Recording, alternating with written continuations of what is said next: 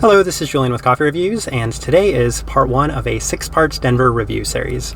So a little bit of background context into what we're doing here. A couple of months ago when we were out in Portland, we decided to do a single cup coffee review from 6 different coffee shops out in Portland.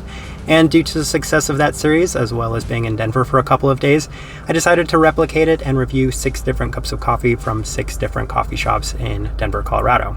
So the first coffee we have on hand today is the Caranavi Los Coloniales, a wash process Bolivia from Kaladi Coffee Roasters. And there's the cup right there. And it's just a generic cup, so I picked up a sleeve right here. And as you can see on the sleeve, it says that they've been around since 1986, and I am currently at their location on Broadway. And truth be told, I didn't know this location existed before making this trip, and when looking it up, I found out that it was pretty close to where I was, so it was a perfect opportunity to go to this location. I have been to their other location. I know that there is a second location, but they're a pretty well-established coffee roaster in the Denver community. A coffee roaster, though, that I don't have too much familiarity with. I know I've tried them a handful of times, but not something that I would feel comfortable discussing too far in depth, as I don't have too much of a memory or experience with their coffee. And they were a special request from Xavier Cho, so shout out to and thank you to Xavier Cho for the request. And the way that their coffee shop works is they had one drip offering, which was this Bolivia, and truth be told, this probably was going to be my first choice, as I really enjoy reviewing Bolivian coffees. But the roast profile for this coffee, especially off these first couple of impressions, I would say that it's a little bit more developed than I typically go. So we'll go medium dark American for the roast profile. With all of that out of the way, let's go ahead and start discussing this coffee. So a lot of the descriptors that they had for this coffee was stuff that you would expect from a South American coffee that had a more developed profile. So cacao, the darker aspects, the nuttiness, the spiciness, all of those things. It's definitely there, especially off that first impression. The warmer temperature yields so much of the more, distinct, robust aspects, bolder aspects of these coffees in general, as I'm getting so much of the, smokiness, the roastiness that can come from coffees that are a little more developed, especially at those warmer temperatures. But in addition to that, so much of that dark chocolate, that cacao that they have listed on here, very much on the forefront. And as a result, you're sacrificing a lot of the things that are my preference in coffee. So of course, the sweetness, the clarity, the fruit aspects, the floral aspects, definitely not there. The cup definitely skews a lot more on the more robust side of a cup of coffee. All right, let's go ahead and put up the tasting wheel so you can see what I was getting. Of course, I have the notes written down right here for the tasting wheel, and we have, looks like 4 level 4s, so let's run through those real quick. Chocolate, level 4, that's not surprising. Most dominant aspect to this cup of coffee, in addition to the more smoky, roasty, defined aspect, is the chocolate, which is that dark chocolate. And that's pretty common, pretty in line with what you would expect from something of this roast profile.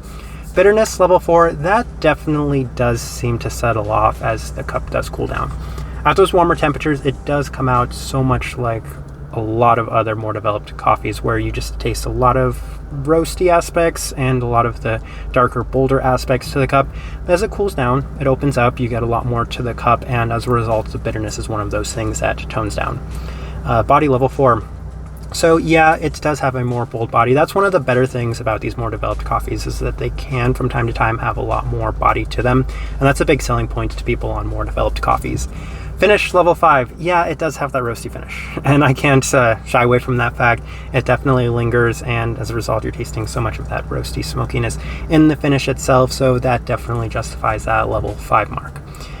Alright, let's see here. Level 3, we have spice. Yeah, they do mention spice, and you can kind of feel that. So I have a little bit more difficulty picking out components within these more developed coffees, because I think I'm just more used to picking out stuff that's maybe a little bit more subtle, as opposed to the more robust characteristics underneath the really heavy profile of the coffee in general. So level 3, I can feel a little bit of spice, the nuttiness that they have. I have a little bit of the salt, so level 2. Can see that there as well, just a little bit more difficult for me to pick out. Slight bit of savoriness, and the caramel really does open up. That's the best aspect of this coffee. I say that a lot with more developed coffees. If you can get a caramelized aspect to it, that will drive me to enjoying a cup of coffee more. So that's at a level 2. It probably increases slightly the further it cools down, but definitely there. And then a bunch of level 1s, and as you'll see with these level 1s, this kind of explains why I'm not necessarily the biggest fan of more developed coffees. Sweetness, level 1, florality, level 1, and all of the fruits at level 1. Those are the most important things to me in a cup of coffee. Even the clarity is at a level 2 because it is muddled by the robust characteristics to it. So all of those things are the things that matter to me the most. And as a result, yeah, not necessarily loving the way that the tasting wheel looks.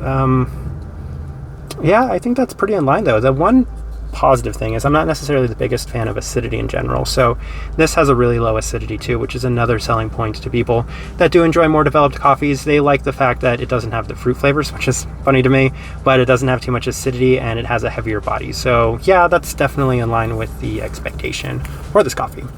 All right, so my overall thoughts and impressions of this coffee, I think this is probably the reason I haven't visited Kaladi in a number of years. It's just not my coffee.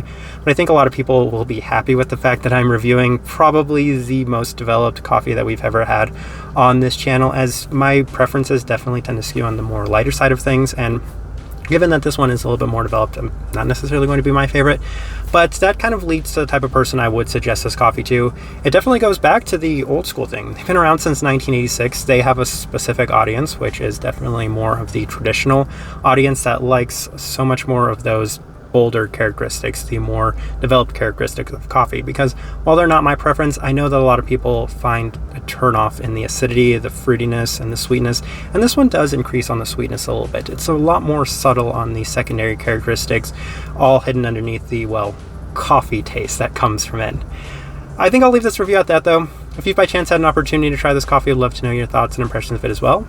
If you're enjoying the content, give this video a like, subscribe if you're not already subscribed. This right here has been a review of the Caranavi Los Coloniales wash process Bolivia from Kaladi Coffee Roasters. Thank you for watching.